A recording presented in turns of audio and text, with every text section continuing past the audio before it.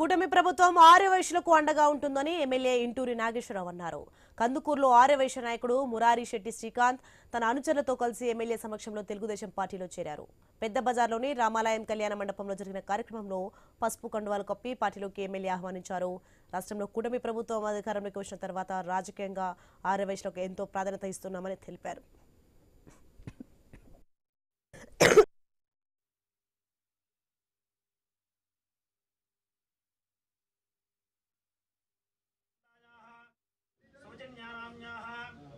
अविनाश नामधेस्या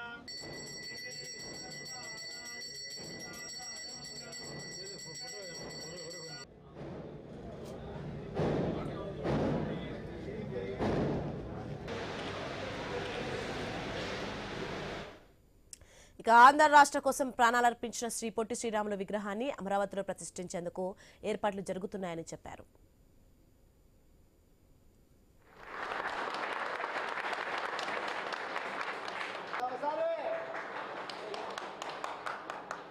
మాకు శ్రీకాంత్ తర్వాత అంత నాయకుడు.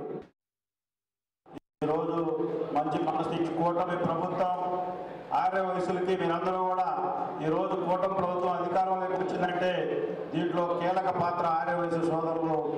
గత ప్రభుత్వంలో జరిగిన అన్యాయాలకి పారిశ్రామికంగా ఎంత ఇబ్బంది పడిందో మన రాష్ట్రం అంతా కూడా మీ అందరూ కూడా తెలుసు. ఈరోజు ఆర్థిక వ్యవస్థ కనీసం జీతాలు 20వ తారీఖు కూడా ఇవ్వలేని పరిస్థితి. అటువంటి పరిస్థితి నుంచి ఒక ఎక్స్పీరియన్స్ ముఖ్యమంత్రి ఉండాలని చెప్పి రాష్ట్ర ప్రజలందరూ కూడా దానిలో మీ భాగస్వామ్యం చాలా గొప్పదని చెప్పి ఈ సందర్భంగా తెలియజేసుకుంటూ తప్పకుండా ఈరోజు సోదరుడు శ్రీకాంత్ చేరికతో కందుకూరు పట్టణంలో తెలుగుదేశం పార్టీకి చాలా సపోర్ట్గా ఉంటుందని చెప్పి నేను భావిస్తా ఉన్నా. తప్పకుండా నా వంతు సహాయ సహకారాలు ఎప్పుడూ నా సోదరుడిగా నేను భావించి తప్పనిసరిగా నా అడుగులో అడుగేసుకుని తీసుకుంటానని ఈ సందర్భంగా మీ అందరికీ హామీ ఇస్తూ ఈరోజు ఈ కూటమి ప్రభుత్వం ముఖ్య ఉద్దేశం ఇందాక సోదరులు చెప్పినట్లుగా సంక్షేమం, అభివృద్ధి, ఈ రాష్ట్రంలో యువతను ఏ విధంగా కాపాడాలి, ఈ రాష్ట్రాన్ని ఏ విధంగా ముందుకు తీసుకోవాలని చెప్పి 7-10 వయసులో కూడా ఈ రాష్ట్ర ముఖ్యమంత్రి ఏ విధంగా కష్టపడతా ఉన్నాడో మీరందరూ కూడా చూస్తూ ఉన్నారు.